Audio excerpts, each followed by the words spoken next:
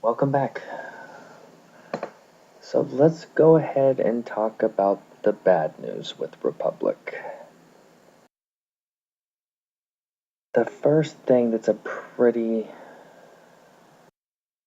painful thing to deal with is its negative effect on the production capacity of your empire. Where it giveth with trade, it taketh away with production. So let's come over here and let's look at Signy. Okay, so we've talked before about how production works. We currently have a gross of 4 production and a net of 3. Well, why is that? That's because our first 3 units are free, and we can see our free units under supported units because they lack this little shield here representing production. This guy was free, this guy was free, and this guy was free. Those were our 3 free units. And here is the 4th unit that's costing us 1 production per turn. We can see that these numbers make sense here. With Republic and Democracy, you get no free units. Every single supported unit will cost you 1 production per turn. Meaning that these units here, now while we have 5 here, one of these is from Arturo Prat. But these other 4, they're actually supported by Signy. So that means that after the switch, this city will not have, it will still maintain its gross production of 4, but its net production will be 0, as all of a sudden a little shield pops up on all of these guys, and every single one costs 1 production every turn. And usually, we've talked before about how if you're going to buy something, you want to make sure there's at least 1 production point on it. You'll always want to make sure that every city has at least 1 net production, provided that you still have things to build there.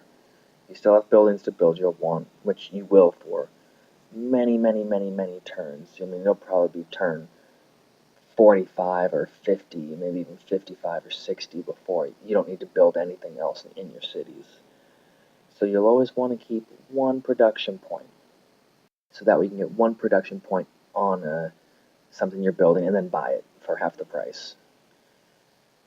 So that means that this city, odds are, after Republic switches over, we'll actually have to disband one of these guys, so that we actually have some net production here. And that's really painful to deal with that.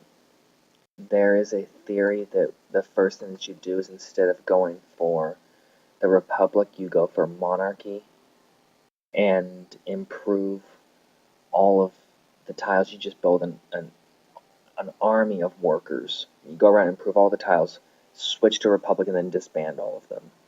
While there are merits to it, I am a little skeptical that it will yield the same results as Republic done right. You just can't get the same trade, and if you play your cards right, you should be able to have enough workers to improve the land as fast as you can work it, and double the trade that you're bringing in at the same time. So, the next thing, I mean, the production problem is probably the biggest downside of the Republic. All of a sudden, you're having to downsize your number of units and decide between workers and defensive units and building things, and it's difficult. It's painful. But my personal opinion is, make sure that once that happens, never let your cities auto disband units. If you see negative production anywhere, disband at minimum to 0, so that you get to pick which units go and your cities don't do it automatically.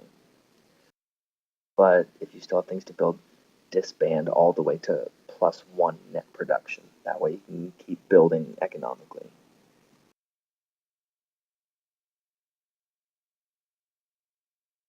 So, the other couple things. that once you're in Republic, if you take a military unit outside of your nation's borders, it will cause the people in your city to become unhappy that they're having to support, that their, children and husbands are having to go fight, wars across the horizon, and that supplies are having to be sent out there. So they get unhappy. Cities go into disorder, which is a state where nothing gets done in the city. It's almost kind of like anarchy, but on a city-wide level, not a nationwide level. So unhappiness is bad. Once your cities become super happy and you have a surplus of happiness in your cities, which is something we'll tackle later, you absolutely can deploy a small number of units and it will balance out because your cities have an abundance of happiness.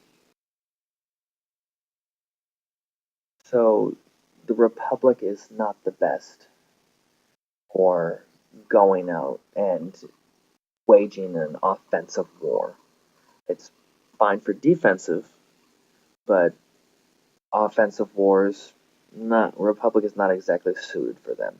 If you're trying to be a warmonger, monarchy is probably your best bet, which is pretty much another form of despotism, the starting government, without all of the super negatives. It still isn't the best though. And finally,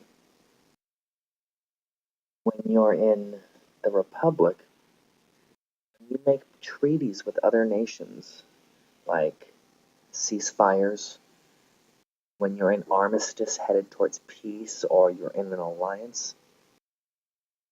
The idea is that you're in a republic, so there is a Senate, there's a Congress, and even though you're the president, you don't have supreme power. So unless somebody, the person whom you have a treaty with, attacks you or sabotages you with spies or something along those lines, the Senate will not allow you to break a treaty with somebody. So you are kind of hamstrung when it comes to diplomacy. Make sure if you're in the Republic, make sure that you're willing that you mean it when you make treaties with people, because it's very, very difficult to break them. There are sneaky little things that you can do, but you're kind of stuck.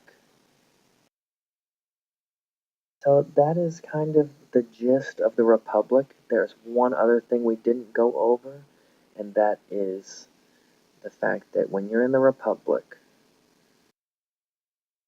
there is your cities can enter a state of super happiness called celebration, where instead of having to, let's look at Sydney. So Sydney is actually growing pretty fast, but eventually you'll find a city where it's not growing that fast for one reason or another. Well, not one reason or another, because of lack of food. And most of our cities are growing at a decent pace, but once these cities start reaching 4 or 5 citizens, it's going to start taking 2 or 3 turns for them to grow to the next size. When your city starts celebrating, they will grow by 1 citizen every single turn. So that is another big perk to the Republic, is that you have tons of trade, and you can grow your cities incredibly fast. So we will go over celebrations in a later episode about city and nation happiness. And I think that wraps it up for now.